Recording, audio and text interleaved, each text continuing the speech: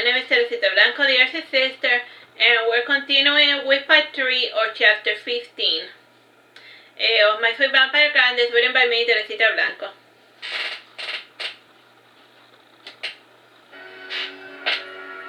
Martisor was one of the few places in the world that had not made it to Google Maps.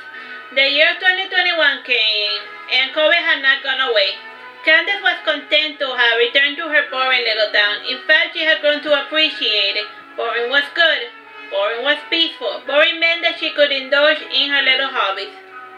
One new hobby she acquired was cloud watching. She would see how the clouds changed form, and she would sometimes even sleep at it a little.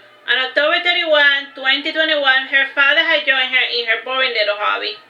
The two said nothing to each other. Candice sat up for a moment. She heard an unfamiliar sound.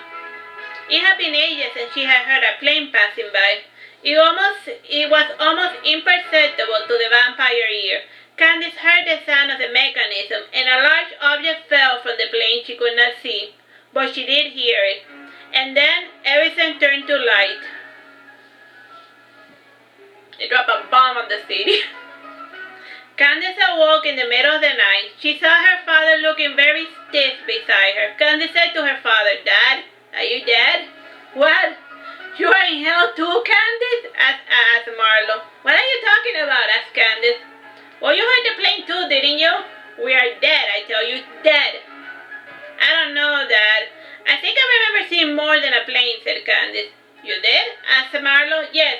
I saw that squishy that's always whining about Osiris," said Candice. She added, "When everything turned white, I saw him and he said, 'Little creature full of joy and mirth, go forth without the help of anything on earth.'" "William Blake," said Marlo sternly. "Is that the name of the squid monster, Daddy?" asked Candice. "I don't know," said Marlo, getting up and stretching his legs.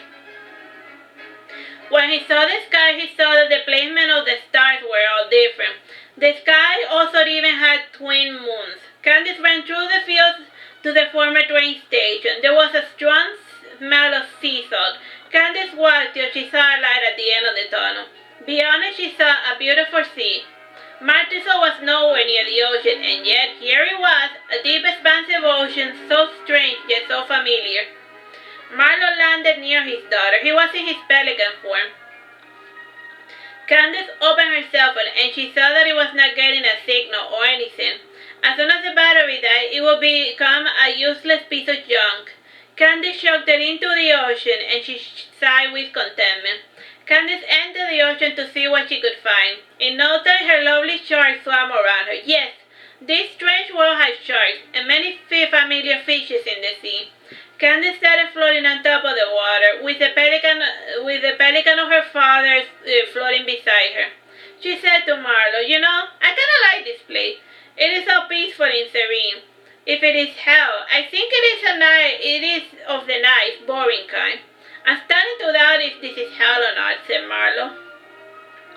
"Does it really matter, Father?" said Candice. "Let's just take things as they come. Everything will be fine as long as we help each other out."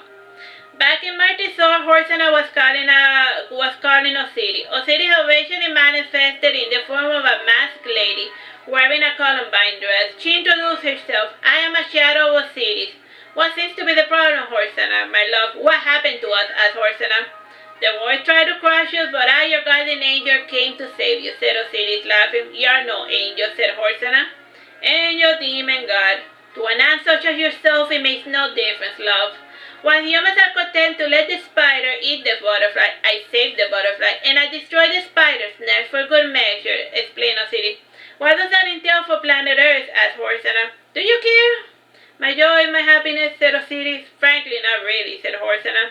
"That's good," said Osiris. "I feel assured that in this world are also under my protection.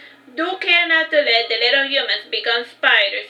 You know how I hate spiders." Horsana bowing said, We shall see." "Yeesh, no need to be so formal. I saved you to be happy, not to be some pharaoh, some leader," said Osiris. Osiris drew near Horsana, and she kissed him on the cheek before departing. Smiling, she said, "Take care of your happiness, love. Never lose sight of it for even a moment." Alright, and that's the ending of My Sweet Vampire Candice. Bye-bye and God bless.